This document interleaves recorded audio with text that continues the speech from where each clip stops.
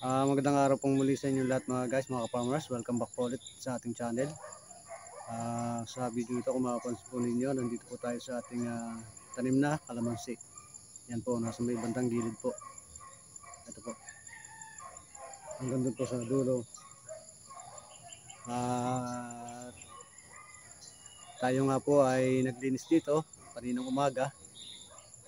Yan, kung mapapansin po ninyo, at naggahok din po tayo sa kanila pong mga puno. At pinalambot na rin po natin ang kanila pong mga puno. Sa plano nga po natin na lagyan po sila ng abono. At kanina nga pong umaga ay nilinisan na po natin siya. Hindi nga po natin ay pagpatuloy dahil sa umulan po. At ang ginawa natin ay nagpahinga po muna tayo kaninang makatapos ng ating pong paglilinis ng ating pong puno ng kalamansi. Dahil sa umulan nga po. Tapos ang ginawa po natin ay nagtungo muna po tayo sa bayan. Nagpagupit muna po tayo mga guys, mga farmers yan. Kung mapapansin po ninyo, bagong gupit po rin tayo. Hindi ko na nga lang po nakuha ng kanina nung nagpunta po tayo sa bayan. Nung nagpagupit po kanina sa bayan. At yun nga po, ngayon po ipagpapatuloy natin ang ating pag-aabono o yung ating gagawin dito po sa ating pong mga tanim na kalamansi. At ang gagawin nga po natin ay tayo nga po ay mag-aabono. At kung mapapansin din po ninyo ay basa po yung lupa dahil sa umulan nga po kaninang bandang tanghali. Yung makatapos po tayo maglinis dito sa ating pong tanim na kalamansi ay umulan nga po. Kaya hindi nga po tayo nakapagpatuloy kanina ng ating pong gagawin na pag-aabono. Ang nagawa lang po natin kaninang umaga ay naglinis po tayo at nagpalambot po ng puno po ng ating tanim na kalamansi. Yan po. Ganda po yan sa dulo. Ito naman pong ating tanim na kalamansi ay ilang puno lang po mga guys, mga farmers. At kung natatandaan po ninyo, tayo po ay nagtanim ng kalamansi po rito. Nariyan po sa aking pong nakaraang mga video na tayo nga po ay nagtanim ng kalamansi dito. At ito po ay, kung hindi po ako nagkakamali, ay mga 6 na buwan na po itong ating tanim na kalamansi. At tayo nga po ay nagtanim ng kalamansi ay maliliit pa po sila. Yung ating mga seedlings na tinanim o yung binhi na ating tinanim na kalamansi ay maliliit pa lang po noon. Kung matatandaan po ninyo ay lagpas tuhod lang po yung ating pong tanim na kalamansi. At sa ngayon po ay kung mapapansin po ninyo ay may inalago na po agad sila. Yan po, nasa may bandang gilid po. Ito po, yan po. Yan pong nagahukan na po na yan ang puno ng ating pong tanim na kalamansi na plano nga po natin na lalagyan po natin ng abono. At ang ilalagay po nga po nating abono ay tulad pa rin po ng dati na 16-20 mga guys, mga ka-farmers. Yan po.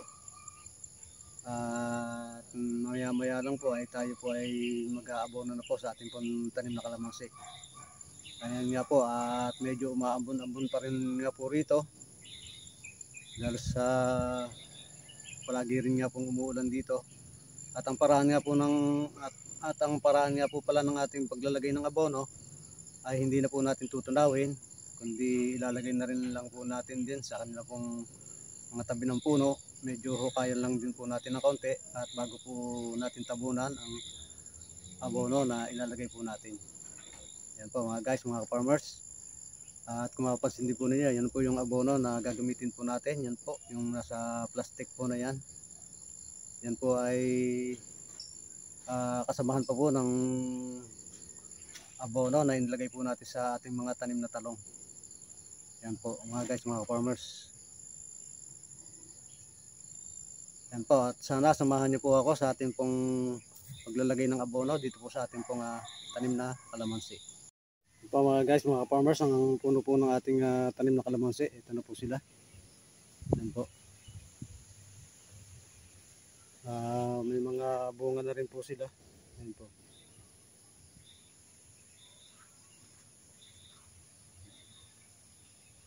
Ito yung tanim po nating kalamansi mga guys, mga farmers.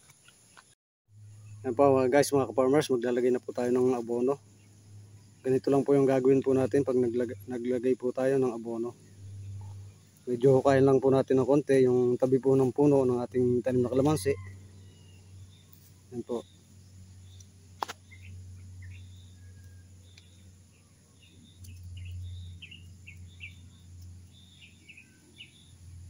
Yun lang po.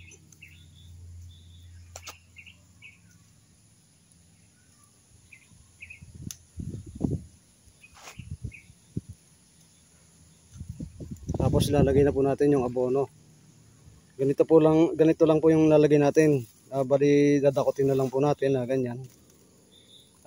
Bali dalawang dakot lang po na ganyan ang ating pong ilalagay muna. Dahil sa bata pa naman po yung ating tanim na kalamansi, kaya ganito na lang muna po yung ilalagay po natin. Yan po.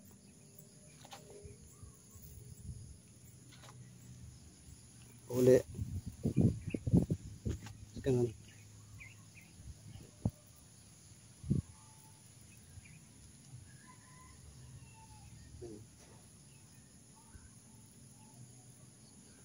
Wag lang po nating ilalapit sa puno po ng ating tanim na kalamansi. Dahil sa mga bata pa nga po yung ating tanim na kalamansi, kaya kailangan po medyo ilalayo po natin ng konti yung ating pong ilalagay na abono. At pagkatapos po nating lagyan ng abono, ay tatabunan po naman natin ang ating pong nilagay na abono. Yan po, ganito po.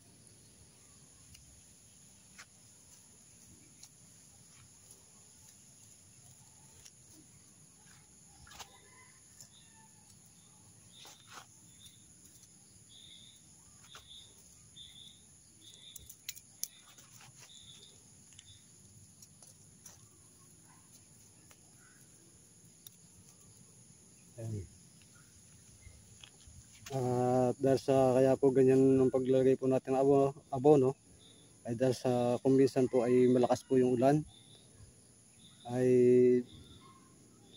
lalo na kung tagilid po or nakadahilig po yung pinagtamnan po ng ating kalamansi, ay maaano lang po ng ulan or maaanod po ng ulan ang ating pong inilagay na abono.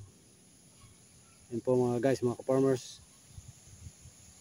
At magpapatuloy na po tayo sa paglalagay po sa iba pong ating pong mga tanim. Nandito po yan. Lalagyan pa natin po yan.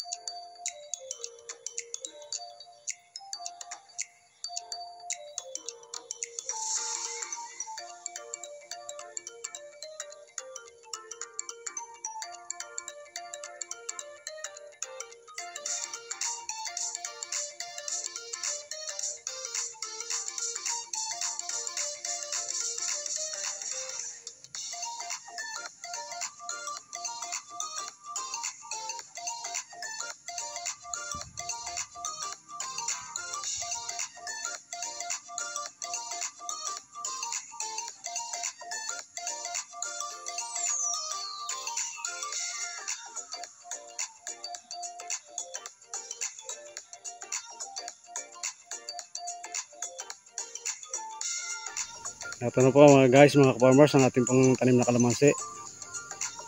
Nalagyan na po natin sila ng abono. Ito po sila. Yan po. Medyo malalago-lago na rin po sila.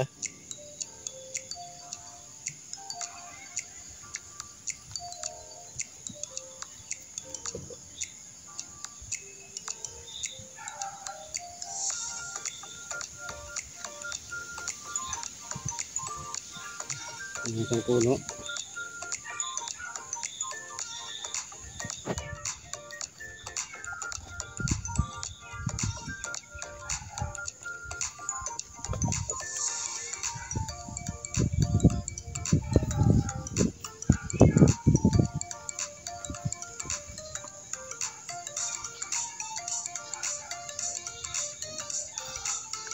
At ito po yung pinakaunang tanim po natin na kalamansi mga guys, mga farmers. Medyo mataas na rin po sila. Yan po. Hindi pa nga lang po rin sila nagbubulaklak. Dahil sa may mga mura po silang dahon. Yan po. Sa dulo.